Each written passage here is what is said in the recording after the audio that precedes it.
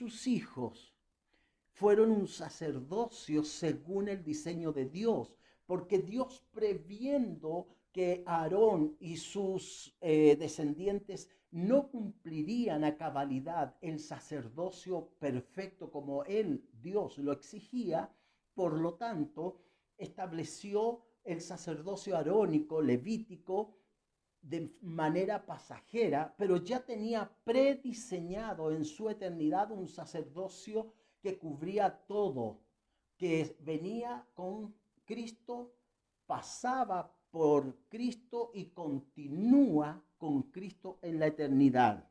Ahora, es interesante entender que circunstancialmente Dios ha tenido sacerdocios, sacerdotes, hombres que han ejercido el sacerdocio de manera circunstancial.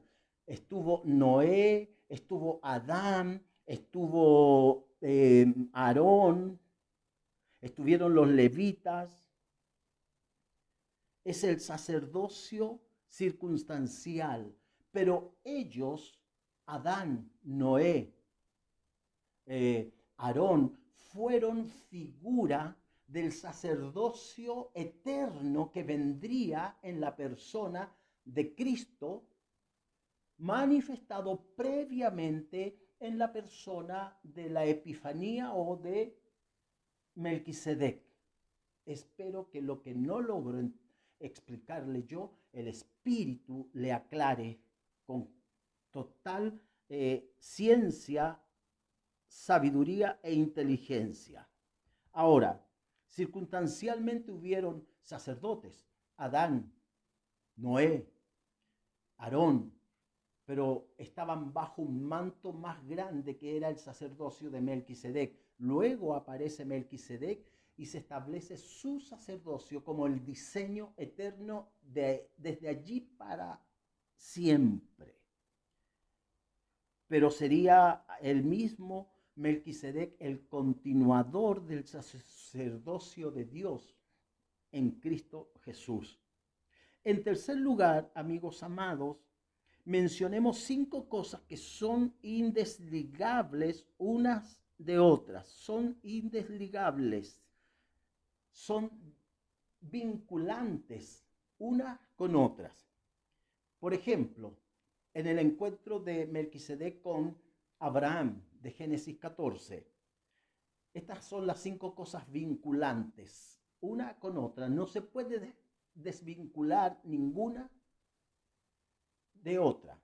Número 1, Abraham, que recibe la revelación de honrar a Melquisedec, que es Jesús, según mi opinión, con sus finanzas, con sus diezmos de todo lo que había conquistado a esos 5 reyes de Kelardoamer, que fueron una confederación de reyes que peleó, luchó contra Abraham, y Abraham, por dirección de Dios, los venció. Cuando vuelve Abraham de esa victoria, le aparece Melquisedec y recibe Abraham la revelación: este es mi sacerdote para siempre según el orden de Melquisedec. Y entonces Abraham en esa revelación le entrega el diezmo.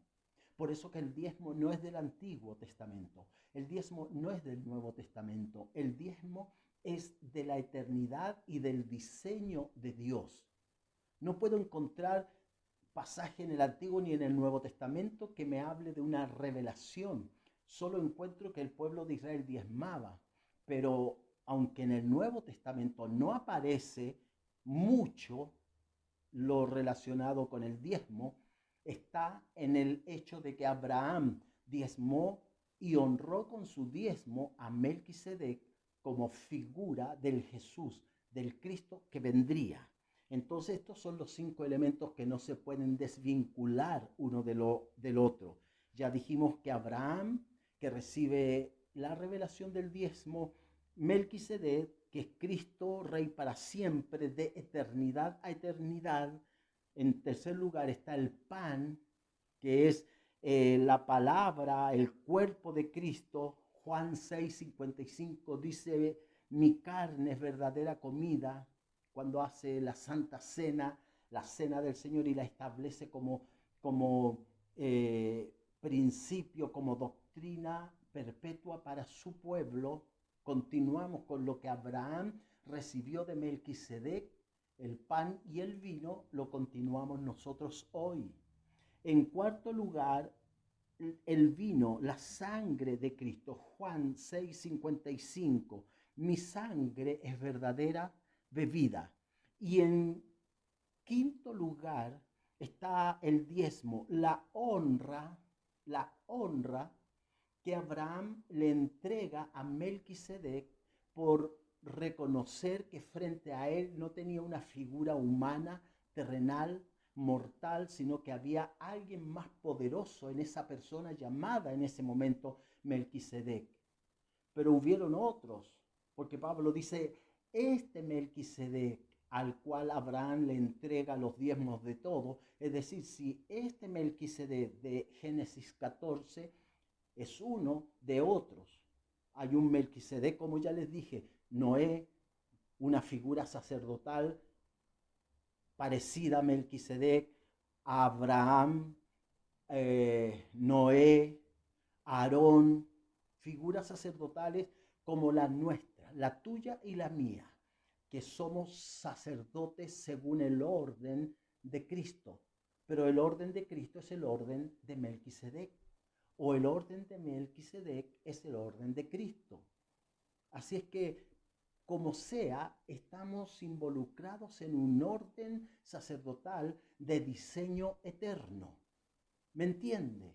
Continúo, hermano amado. Tal como pasa con Efesios capítulo 4, versículo 11, donde Dios establece los 5 ministerios: apóstol, profeta, evangelista, pastor y maestro. Y mucha gente quiere extirpar de ese pasaje el apóstol. Pero los otros 4 continúan. Pero el apóstol ya no continúa, dicen los detractores del apostolado.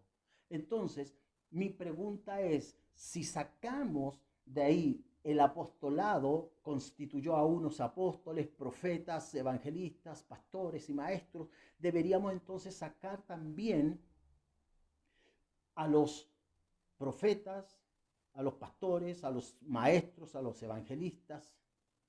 ¿Por qué? Porque si sacamos a uno, lo sacamos a todos. Vamos a continuar con esta enseñanza, hermanos amados. Continuemos, mire. De la misma forma, aquí hay una cadena indesligable la una de la otra. Está Melquisedec, está Abraham, está el pan, está el vino y está el diezmo. Si sacamos uno, se corta el edificio, la construcción se viene abajo, porque está todo ligado uno con otro. No podemos sacarlos.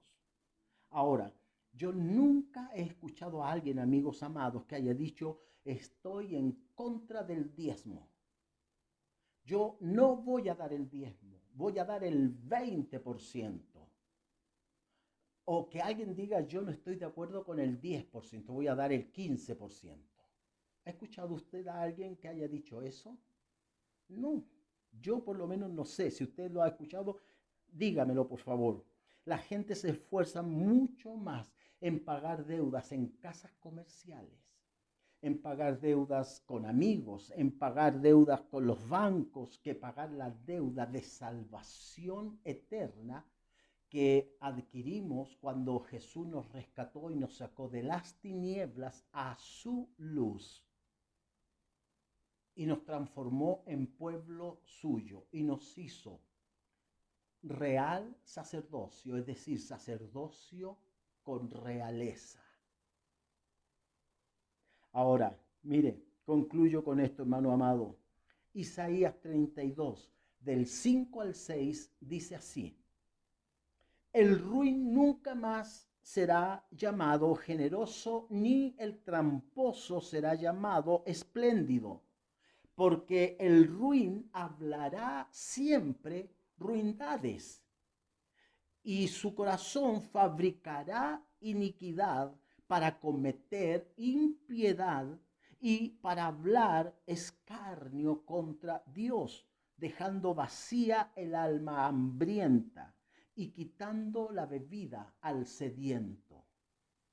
Dice la Escritura, el que trabaja en el altar, que coma del altar. Dice la Escritura, no puedes poner bozal al buey que trilla.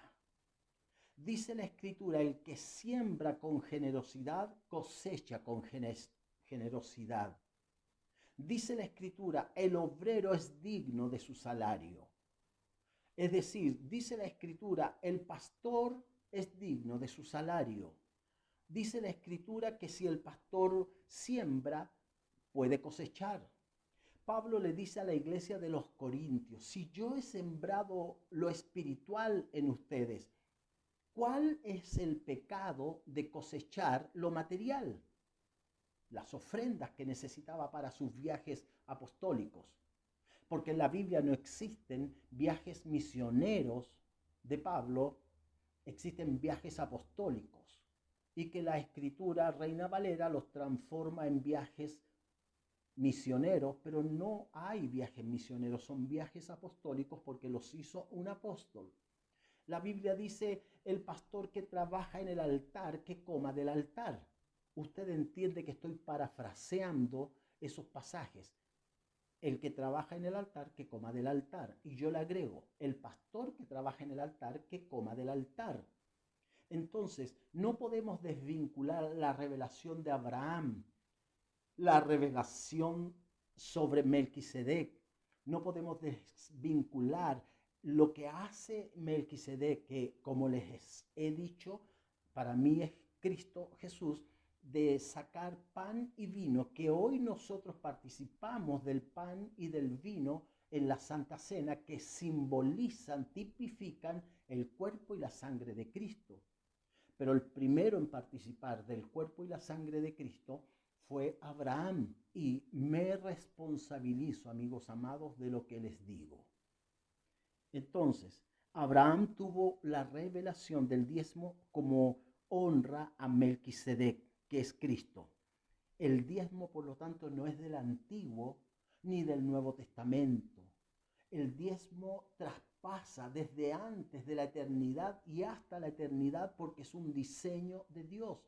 Y lo que Dios ha diseñado no está para cuestionarse, no está para incumplirse, no está para obviarse, está para hacerlo. El diezmo no es opción, el diezmo es mandamiento de acuerdo a lo que nuestro padre Abraham hizo. Pablo dice que somos de la fe de Abraham, y si somos de la fe, actuamos como Abraham actuó, dando su diezmo. El diezmo es una revelación relacionada con honra a Cristo Jesús. Si nosotros fuimos constituidos como sacerdotes según el orden de Cristo o el orden de Melquisedec, entonces no podemos dejar, amigos amados, de honrar a Cristo Jesús con nuestros diezmos, finanzas de Dios. Esta es la reflexión, este es el tiempo de echar mano de las promesas de Dios y no de las misericordias de Dios. Que mi buen Dios les bendiga abundantemente en todo lo que ustedes emprendan. Nos vemos, amigos amados.